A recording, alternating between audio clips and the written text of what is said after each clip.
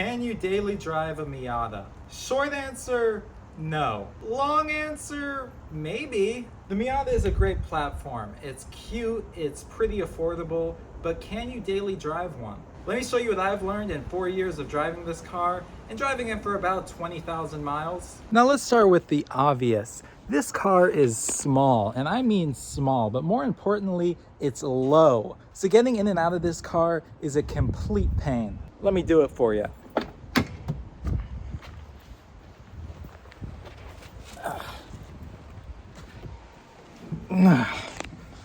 Okay, that wasn't terrible. So as you can see, that wasn't terrible, but if you're anywhere within the 4'10" to maybe 5'9" range, you're gonna have difficulty getting in and out of this car. Once you get in here, it's not too bad. I'm about an average height guy. I'm not super big, and I fit in here fine. Now there's a second measurement we need to take into account: width. This car is skinny. It is small side to side, and I am a wide guy. I'm kind of shaped like SpongeBob, so if you're like me, you're gonna have a difficult time fitting in this seat. And especially with the legs, your leg is gonna be rubbing up against the door on this side, rubbing it up against the center console on this side. But height isn't too bad. You know, I'm touching the roof. If you're above 6'1", you're probably always going to need to drive with the top down, and you're going to be like looking over the windshield as you drive. But average height people, you're fine, man. It's not that bad. Now there's another place where size matters: the pedals. The pedals are really small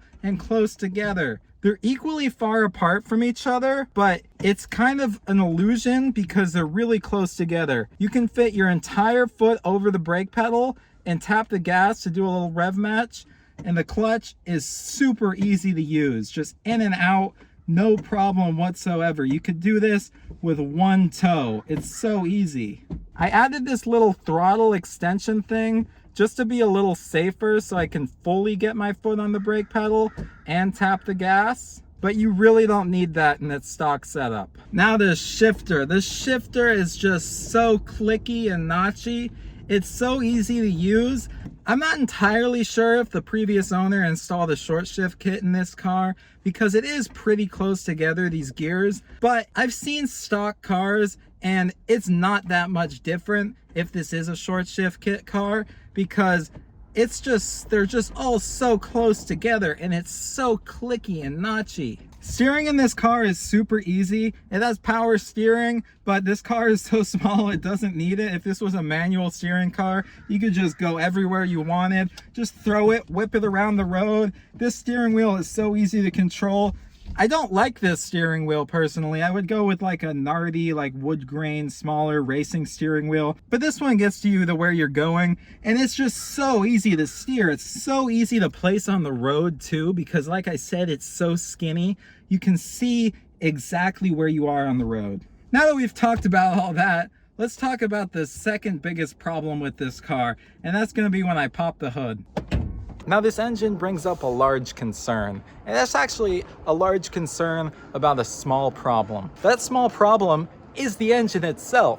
This engine is incredibly small, incredibly underpowered, will not get you 0 to 60 in any time quick. It is a very high revving motor, so you can get the power needed out of it to get place to place, but it is very slow, very small, not the quickest out there, but that's okay. It's very reliable. There's plenty of parts for these. I took this car on a 6,000 mile road trip, and it has 0 issues along the way. I started this car up with no oil in it, and it had 0 issues. This thing is a tank. It's small, but it's a tank. In terms of hauling stuff, there's not a ton of room, but you got a decent trunk. I fit a large duffel bag in here on my road trip. It fit fine, can't fit much else. You're really packing for one, and you're packing light.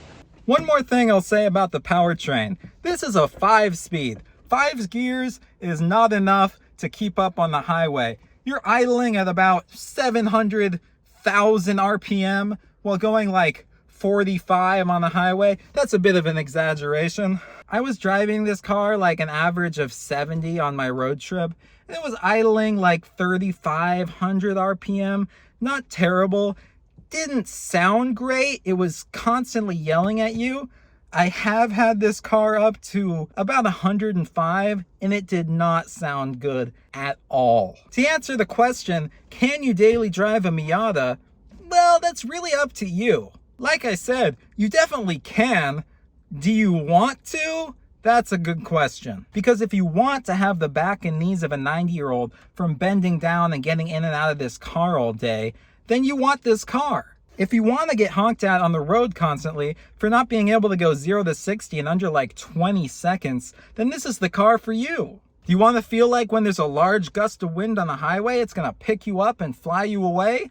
This is your car. Come on and pick one up. I know I was doing a little bit of sarcasm there, but to me, the benefits greatly outweigh the downsides of this car. This car is great. It's reliable, super easy to work on, almost never lets you down, plenty of parts. I'm going to talk about this in another video, but this car was stolen and I went through great lengths to get it back because I love it so much. So there are my opinions. Thanks for watching. Let me know down in the comments if I've convinced you to pick one of these up tomorrow or never get one ever.